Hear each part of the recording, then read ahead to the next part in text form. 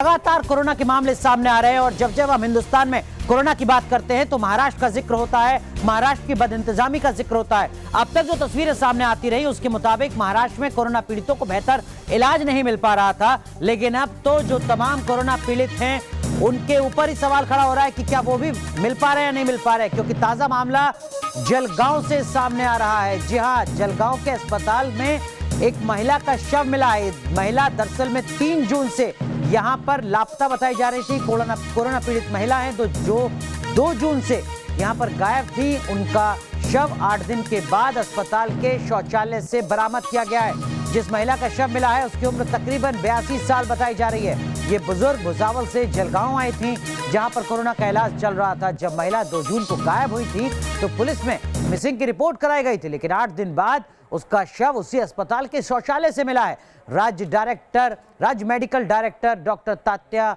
साहेब लहाने के आदेश के बाद जलगांव मेडिकल कॉलेज के डीन डॉक्टर खैरेत समेत 6 लोगों को सस्पेंड कर दिया गया है। लेकिन बड़ा सवाल अस्पताल के प्रबंधन के ऊपर ही नहीं बल्कि महाराष्ट्र सरकार के ऊपर भी कि अब तक सिर्फ इलाज को लेकर सवाल खड़े हो रहे थे, लेकिन अब तो मरीजों की सुरक्षा को लेकर भी सवाल खड़े हो रहे हैं। तो मामला महाराष्ट्र में सिर्फ कोरोना पीड़ितों की सेहत का नहीं, सुरक्षा का भी है। कोविड मरीजों के इलाज में लगे महाराष्ट्र के अस्पतालों से बदहाली की तस्वीरें तो लगभग रोजाना ही आती हैं, लेकिन महाराष्ट्र के जलगांव से अब एक ऐसा मामला सामने आया है जो कि इंसानियत को शर्मसार कर देगा। ये मामला ये बताता है कि अब कोविड मरीजों को अदद इलाज मिलना तो दूर, अस्पताल ये तक ख्याल नहीं रखते कि मरीज़ अस्पताल में भर्ती है या नहीं। ताज़ा मामला जो जलगांव से आया है उसमें भुसावल की रहने वाली एक 80 वर्षीय वृद्धा जलगांव के सिविल अस्पताल में एडमिट होती है कोरोना का इलाज कराने के लिए, लेकिन 8 दिन बाद उसका शव उसी अस्पताल के टॉयलेट से मिलता है। ये महिला 1 जून को इस सिविल अस्पताल में भर्ती होती है, 2 जून को उसकी कोविड टेस्टिंग होती है, 3 जून को रिपोर्ट आता है कि वह पॉजिटिव है, लेकिन 3 जून के बाद से ये महिला लापता हो जाती है। अस्पताल ये जहमत तक नहीं उठाता कि इस महिला की खोज खबर ली जाए, इसे तलाशा जाए, और 8 दिन बाद जब शौचालय से दुर्गंध की शिकायतें आती हैं तब तलाशा जाता है शौचालय को और वहाँ से इस महिला की डेड बॉडी मिलती है। आप समझ सकते हैं कि अस्पतालों का रवैया कितना गैर जिम्मेदार हो चला है। अस्पताल किस लापरवाही से कोरोना मरीजों का इलाज कर रहे हैं। इस मामले में कार्रवाई करते हुए महाराष्ट्र के जो मेडिकल डायरेक्टर हैं उन्होंने जलगांव के इस अस्पताल के डीन और 6 अधिकारियों को सस्पेंड ज़रूर कर दिया है, लेकिन ऐसी घटनाएं कम होने का नाम नहीं ले रहीं। महज 3 दिन पहले मुंबई के बोरीवली इलाके से भी एक सरकारी अस्पताल से 80 वर्षीय वृद्ध जो हैं, जो कोरोना का इलाज करा रहे थे, वो गायब हो गए थे और उनका शव जो है वो महज 1.5 किलोमीटर दूर बोरीवली रेलवे प्लेटफॉर्म पर मिला था।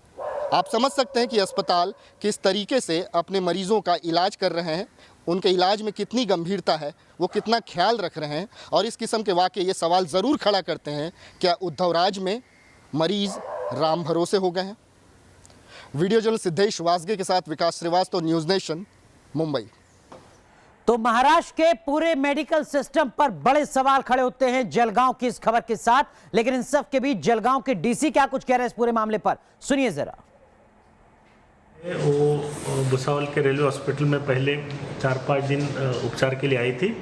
उपचार होने के बाद उनको थोड़ा अत्यवस्था लगा, इसलिए उनको जलगांव सिविल हॉस्पिटल में 1 तारीख को भर्ती कराया गया। उनका स्वाब लिया गया, जिनका रिपोर्ट आया 2 तारीख को, और उसके बाद वो पता नहीं वो वहाँ से एब्सकॉन्ड हो गई थी।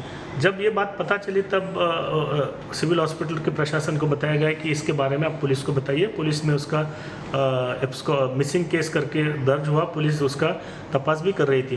दरम्यान आज सुबह 9:30 के करीब मुझे सिविल हॉस्पिटल के एडमिनिस्ट्रेशन जो सुप्रिटेंडेंट उन्होंने फ़ोन करके बताया कि ऐसे ऐसे कोई एक बाथरूम में महिला का मृतदेह मिला है। तो जलगांव से जैसे ही ये खबर सामने आई महाराष्ट्र में विपक्ष हमलावर हो गया। सीधे सवाल उद्धव सरकार पर पूछे जा रहे हैं। भारतीय जनता पार्टी की तरफ से सीधा हमला बीजेपी के विधायक राम कदम ने किया है, उद्धव सरकार पर सवाल खड़े किए। उन्होंने कहा कि जलगांव की घटना महाराष्ट्र में अकेली घटना नहीं है, बल्कि आए दिन महाराष्ट्र के अलग अलग जिलों से ऐसी ही घटनाएं सामने आती रही हैं। इस वक्त की बड़ी खबर हम आपको बता रहे हैं, बीजेपी ने हमला बोल दिया है उद्धव सरकार पर महाराष्ट्र के जलगांव की घटना के बाद।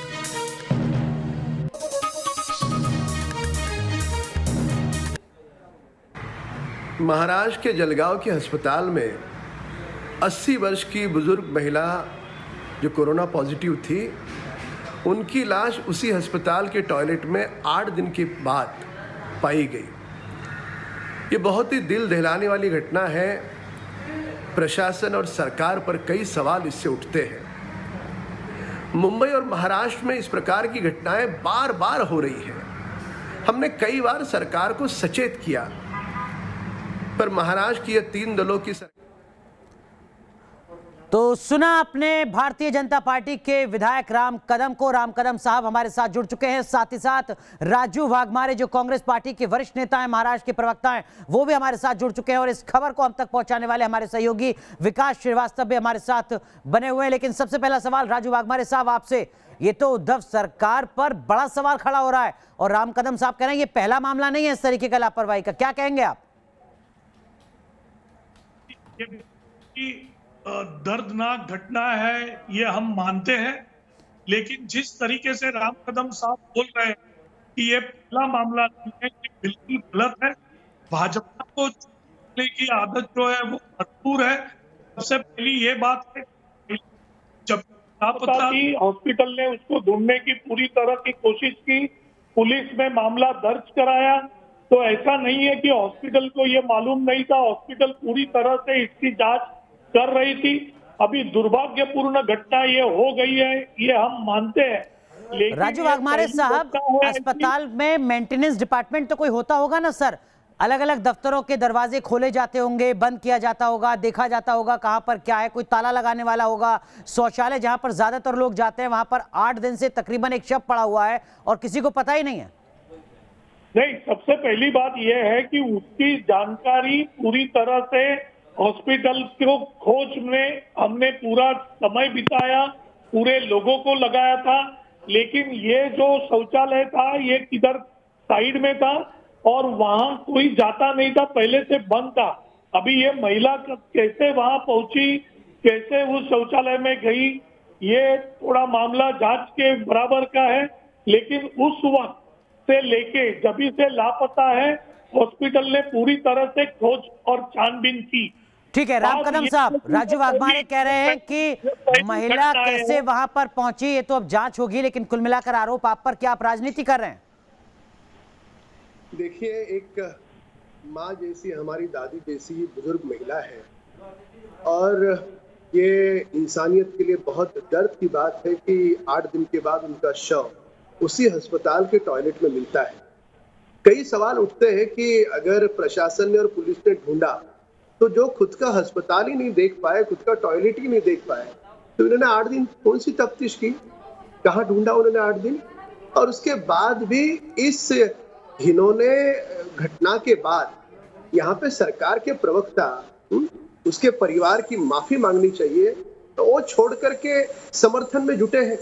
हमारा ये कोई आरोप करने का समय नहीं है जी। हम केवल इतनी ही महाराष्ट्र सरकार से अनुरोध करना चाहते हैं। एक घटना नहीं है, 77 दिन लॉकडाउन को आज पूरे हुए। 77 दिनों के अंतराल में बार बार लगातार ऐसी हर दूसरे दिन घटना घट रही है। उसके बावजूद भी महाराष्ट्र की सरकार चुप है। मैं अनुराग जी आपको एक बात बता दूं जी, ये 3 दलों की सरकार है, इनकी 3 अलग अलग आवाजें हैं। यदि एक आवाज में ये कोरोना के साथ निपटते तो मुंबई और महाराष्ट्र का चाइना नहीं होता, हम बचा सकते थे। अब इनकी बद इंतजामी, बिल्कुल बदहाली के कारण, मैं आपको रोक रहा हूं, हमारे सहयोगी विकास श्रीवास्तव भी हमारे साथ जुड़े हुए हैं। राम कदम साहब माफ कीजिएगा, आपको रोक रहा हूं। विकास, अस्पताल में जांच की जानी थी, किसी शहर में, किसी राज्य में नहीं खोजा जाना था महिला को। क्या ये रॉकेट साइंस था कि अस्पताल के तमाम कमरे, शौचालय की जांच ना हो पाए, 8 दिन लग जाए? बिल्कुल अनुराग, देखिए इसमें अस्पताल अपनी जिम्मेदारियों से पल्ला झाड़ ही नहीं सकता है, क्योंकि इस महिला का शव जो मिला है वो इसी अस्पताल के एक शौचालय से मिला है। अस्पताल अगर ये दावा करता भी है कि महिला को खोजने की कोशिशें इनकी तरफ से हुई थी, तो ऐसी कौन सी कोशिश थी कि आप अपने ही अस्पताल के प्रांगण में एक शव को नहीं ढूंढ पाए? और तो और ये वाकया, जलगांव का ये वाकया, ये बताता है कि अब महाराष्ट्र के अस्पतालों में कोविड मरीजों को अदद इलाज मिलना तो दूर है, इन अस्पतालों में मरीज़ हैं भी कि नहीं, गायब हो रहे हैं, इसका ख्याल रखने वाला भी कोई नहीं है। 2 जून को ये महिला लापता होती है और 10 जून को शव मिलता है। 8 दिन का गैप है इन दोनों ही इंसिडेंट के बीच में। 8 दिन तक अस्पताल प्रशासन क्या कर रहा है? और मैं एक अपने इस रिपोर्ट के माध्यम से यहाँ पर अनुराग एक चीज़ ज़रूर रखना चाहूँगा कि अगर अस्पताल के इस लापरवाही की हदों को समझना है कि किस बेशर्मी से अस्पताल अपने जिम्मेदारियों से पल्ला झाड़ रहे हैं, तो इस महिला के परिवार की जगह पर खुद को रख के देखना होगा। ये महिला को एडमिट किया गया था ताकि ये कोविड से निजात पाकर घर लौटे, लेकिन महिला तो लौटती नहीं है। 8 दिन बाद उस महिला का शव एक आइसोलेटेड शौचालय में मिलता है। अस्पताल में एक व्यवस्था होती है कि सारे कमरे चेक किए जाते हैं, शौचालयों की जांच होती है, लेकिन ऐसा कुछ भी नज़र नहीं आया और 8 दिन तक लोग हाथ पे हाथ धरे बैठे रहे। कोई इस बात तक की परवाह करने वाला नहीं था कि अगर ये महिला लापता हुई है तो इसकी खोज की जाए, इस अस्पताल के प्रांगण में तलाशा जाए। किसी ने भी कुछ नहीं किया है और इंसानियत को शर्मसार कर देने वाली ये घटना है, ऐसा मैं कहूँगा। और ये इकलौती घटना नहीं है अनुराग, मुझे अगर आप समय दें तो मैं बताऊँगा कि महज 3 दिन पहले मुंबई, देश की आर्थिक राजधानी मुंबई के बोरीवली के एक सरकारी अस्पताल से इस किस्म की घटना होती है। 80 वर्षीय एक बुजुर्ग जो है अस्पताल से लापता हो जाते हैं और महज अगले दिन 1.5 किलोमीटर की दूरी पर बोरीवली रेलवे स्टेशन पर उनकी डेड बॉडी मिलती है। बिल्कुल, न्यूज़ नेशन ने वो खबर प्रमुखता से चलाई थी विकास। कितनी गंभीरता दिखाई जा रही है। जी, ये दूसरा मामला है महाराष्ट्र का। राजू वाघमारे साहब, देखिए एक मामला तो और यहाँ पर हमारे सहयोगी ने गिनाया है देश की आर्थिक राजधानी मुंबई का, और सिर्फ ये 2 मामले नहीं है। हम जरा अपने दर्शकों को तमाम आंकड़े भी बता दें क्यों ये कहा जा रहा है पूरे देश में कि अब मुंबई वुहान बन रहा है। लगातार महाराष्ट्र में आंकड़े आखिर कोरोना के बढ़ क्यों रहे हैं? इस वक्त की जो मौजूदा तस्वीर है वो एक बार जरा हम आपको बता दें। मुंबई में 52,667 मामले कोरोना के सामने आ चुके हैं। चीन का वुहान, जहां से कोरोना की शुरुआत होती है, वहां पर 50,000 मामले थे। मुंबई में 1857 लोगों की जान जा चुकी है। राहत की बात यह है कि 23,000 लोग यहां पर ठीक हुए हैं, लेकिन आंकड़ों के लिहाज से वुहान को, चीन के वुहान को मुंबई काफी पीछे छोड़ चुकी है। कुल केस महाराष्ट्र में 94,041 हो चुके हैं। जी हां, 1 लाख के आसपास मामले अकेले महाराष्ट्र में होने जा रहे हैं। 3438 लोगों की जान जा चुकी है पूरे महाराष्ट्र में। 44,517 लोग ठीक भी हुए हैं। राजू वाघमारे साहब, 94,000 मामले पूरे सूबे में, अकेले मुंबई में वुहान से ज्यादा मामले, क्यों नहीं मानते आप कि एडमिनिस्ट्रेटिव फेल्योर है?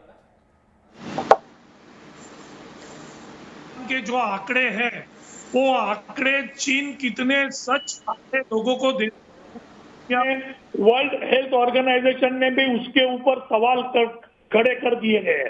तो वुहान के आंकड़ों को लेके बात करना बहुत ही गलत होगा।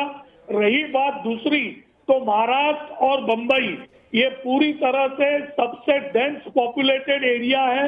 यहाँ लोक संख्या की मात्रा ज्यादा है, संक्रमित कोरोना डिजीज है। यहाँ की सरकार चाहे भाजपा की हो, चाहे प्रधानमंत्री नरेंद्र मोदी यहाँ के मुख्यमंत्री बने, लेकिन जिस तरीके से ये कोरोना फैल रहा है, जिस तरीके से लोक संख्या इस महाराष्ट्र में है, मुंबई में है, सरकार चाहे किसकी भी हो, ये फैलना लाजमी है। और दूसरी बात, इस तरीके से महाराष्ट्र, राम कदम साहब बहुत संक्षेप में, राजू वाघमारे कह रहे हैं कि अगर आप भी सत्ता में होते तो कोरोना के इतने ही आंकड़े होते। राम कदम साहब, अनुराग जी बुनियादी बात को समझे कि देश का ऐसा कौन सा शहर है जिस शहर में झुग्गी झोपड़ियां नहीं होती? सभी शहरों में, दिल्ली में है, बैंगलोर में है, कर्नाटक में है। अब इतनी दर्दनाक घटना घटने के बाद भी महाराष्ट्र सरकार के प्रवक्ता यहाँ पर अपनी तारीफ किए जा रहे हैं, ये दुर्भाग्यपूर्ण है। उन्होंने ये कहना चाहिए कि वो सचेत रहेंगे, अगली बार ऐसा नहीं होगा, इसका हम ध्यान रखेंगे, खबरदारी रखेंगे, इस प्रकार की बातें वो बोले। अभी यहाँ पर भी आकर के अपनी पीठ थपथपा रहे हैं। ऐसा 2 मिनट के लिए महाराष्ट्र की सरकार सोचे कि वो अपनी माँ होती तो कितना दर्द होता, आज उसके घर के परिवार को क्या दर्द हो रहा है। इसके सीधे तौर पे इसका साफ मतलब है, अस्पतालों के भीतर जो कोरोना पेशेंट है उनके परिजन जा नहीं सकते, उनके बद से बदतर हालात है, उनका भी कोई ध्यान ये सरकार नहीं रख रही है। बड़े सवाल, ये हमारा कोई आरोप नहीं, हम सुधार चाहते हैं। को लेकर है कि क्या वाकई एडमिनिस्ट्रेशन के स्तर पर संवेदनशीलता बढ़ती जा रही है। बहुत बहुत शुक्रिया आप दोनों का जुड़ने के लिए, बहुत बहुत शुक्रिया विकास श्रीवास्तव आपका भी जुड़ने के लिए और तमाम खबरों को दर्शकों तक पहुंचाने के लिए।